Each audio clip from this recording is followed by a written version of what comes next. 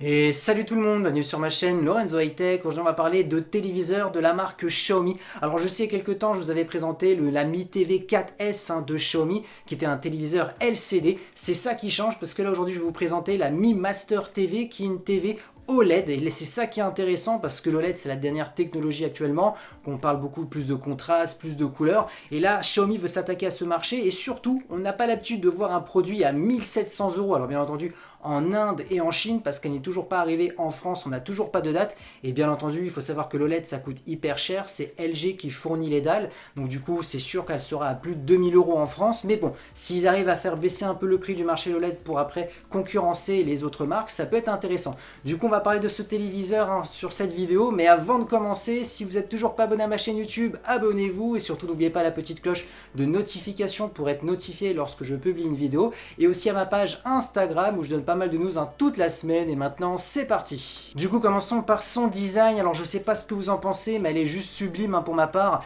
on n'a rien à dire, il n'y a pas de grosses bordures, on les voit même presque pas, l'écran est vraiment sublime. C'est sûr que ça n'a rien à voir avec l'écran LCD que je vous ai présenté il y a quelques semaines, mais bon, c'est pas le même budget, là on est à 1700 euros, donc c'est tout à fait normal. Et maintenant attaquons les caractéristiques. Du coup comme je vous ai dit au tout début de la vidéo, on est sur une dalle OLED qui provient de LG, et concernant ses caractéristiques, on a un taux de luminosité de 1000 candela par mètre carré, on est sur bien entendu une dalle qui est 10 bits, donc c'est vraiment plutôt intéressant. On a ensuite en termes de compatibilité, alors là on a tout, ils ont vraiment tout sorti Xiaomi, on a de l'HDR10, on a de la HDR10+, on a du Dolby Vision, donc là ils ont vraiment tout mis. Cette dalle aussi est compatible 3D, donc voilà, on sait que maintenant sur le marché des téléviseurs il y en a plus du tout qui sont compatibles 3D, celle-ci elle y est. Du coup c'est bien d'avoir une dalle OLED, mais après il faut pas oublier qu'il y a le traitement vidéo, alors ça c'est Xiaomi qui va s'en occuper. Par contre ils ont fait aussi appel au traitement vidéo de Mediatek, donc voilà, on sait qu'il y a une puce Mediatek qui fera le travail, maintenant il n'y a plus qu'à attendre pour voir le résultat de l'image. Du coup je vous ai donné les caractéristiques de l'image, maintenant parlons aussi du son, parce qu'il y a pas mal de personnes qui cherchent un bon son directement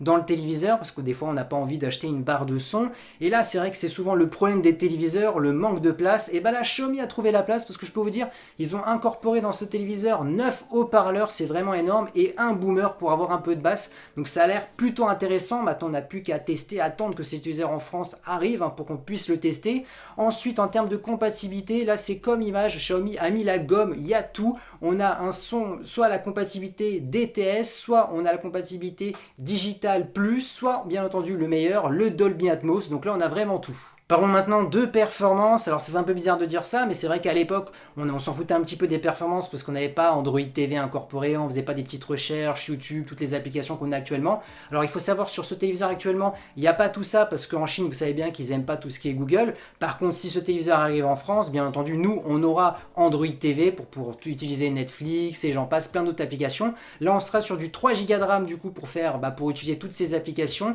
et on aura 64 Go de stockage pour pouvoir installer toutes ces applications. Parlons maintenant de connectivité. Alors là ce qui est intéressant, c'est qu'on a 3 prises HDMI, mais dans ces 3 prises HDMI on aura une prise 2.1. donc 2.1 c'est quoi? C'est la nouvelle norme pour pouvoir avoir de la 4K 120 images par seconde, et ça c'est plutôt intéressant parce que les plus haut de gamme actuellement ils les ont pas toutes cette prise 2.1, c'est la dernière prise finale actuellement, et ça va être intéressant notamment pour les gamers pour jouer en 4K 120 images par seconde, donc notamment je pense au futur Xbox et au futur PlayStation 5 qui vont arriver d'ici quelques temps, donc ce téléviseur il est plutôt intéressant. Et bien entendu pour terminer pour la connectique, on a du Bluetooth 5.0 et de la Wi-Fi double bande pour mieux capter, donc ça c'est bien. Du coup pour conclure cette vidéo, la petite conclusion, c'est que sur le papier, ce téléviseur OLED de Xiaomi, le tout premier téléviseur de Xiaomi OLED, il a l'air plutôt intéressant avec toutes les compatibilités HDR pour l'image, toutes les compatibilités pour le son, le Dolby Atmos et j'en passe, la prise HDMI 2.1 pour les gamers pour jouer en 4K 120 images par seconde,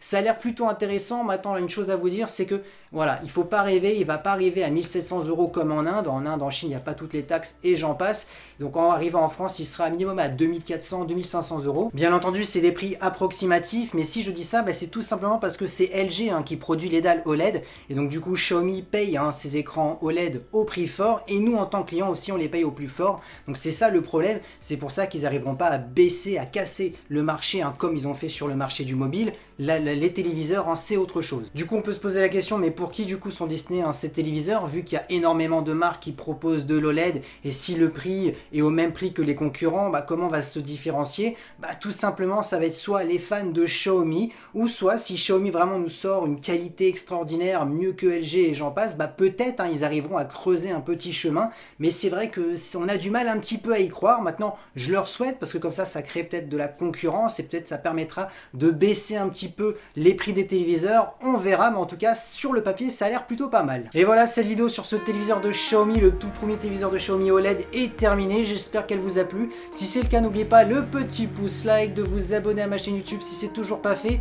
et à ma page Instagram Lorenzo High Tech où je poste pas mal de news toute la semaine. Et sur ce, je vous dis à très bientôt, c'était Lorenzo High Tech.